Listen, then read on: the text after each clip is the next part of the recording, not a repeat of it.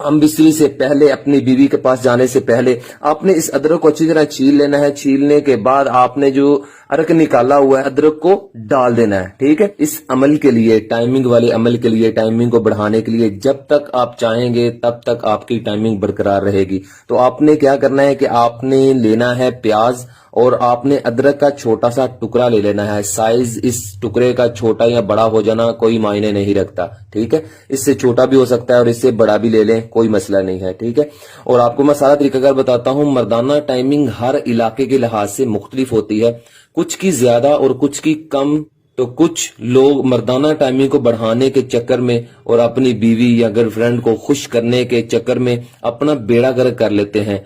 जो मैं आपको अमल बताने लगा हूं, इसके लिए ना कैप्सूल और गोली की जरूरत है और ना ही स्प्रे वगैरह की। आपने बस ये अमल पढ़ना है और जब तक पढ़ते रहेंगे आप फारग नहीं होंगे। और इतनी टाइमिंग भी ना करें कि आपकी बीवी आपसे तंग आ जाए और आपसे जुदाई का सोचने लग जाए।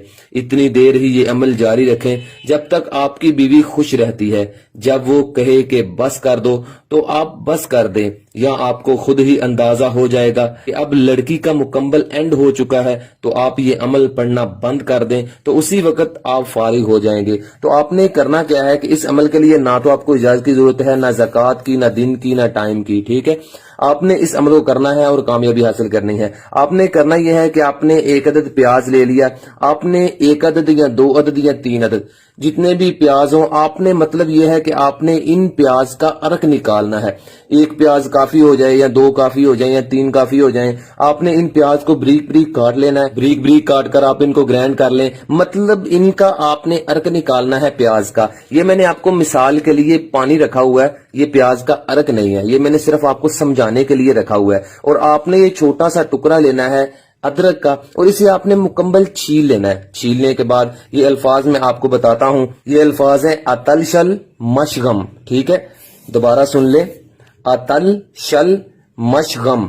ठीक है, इन अल्फाजों को आपने पढ़ते जाना है। पहले आपने अर्क निकाल लिया, निकालने के बाद आपने इस अदरक को छील लिया। छील कर आपने अपनी बीवी के पास जब जाना है या किसी गर्लफ्रेंड के साथ या जो कुछ भी आपने करना है, आप चाहते हैं कि आपकी टाइमिंग बेशुमार हो, जब तक आप चाहें आप फारग ना हो। ठीक है, आपने हम बिस्तरी से पहले, अपनी बीवी के पास जाने से पहले आपने इस अदरक को अच्छी तरह छील लेना है। छीलने के बाद आपने जो अर्क निकाला हुआ है इस प्याज का, ठीक है, इसके अंदर आपने इस अदरक को डाल देना है। ठीक, इस अर्क में आपने इस अदरक को छील कर डाल देना है। ठीक है, डालने के बाद आपने इसे तकरीबन 5 मिनट इस अर्क के अंदर डबो के रखना है। रखने के बाद आपने अपनी बीवी के पास चले जाना है और इस अदरक को अपने साथ खुफिया तौर पर ले जाएं या जैसे भी हो, आपकी मर्जी है। इस अदरक को आप अपनी जेब में डाल के ले जाएं और जब आप सेक्स करना शुरू करें तो इसे अदरक को आपने अपने मुंह में दाईं जानब रख लेना है। ठीक है, रखने के बाद आपने ये अल्फाज पढ़ने शुरू कर देने हैं,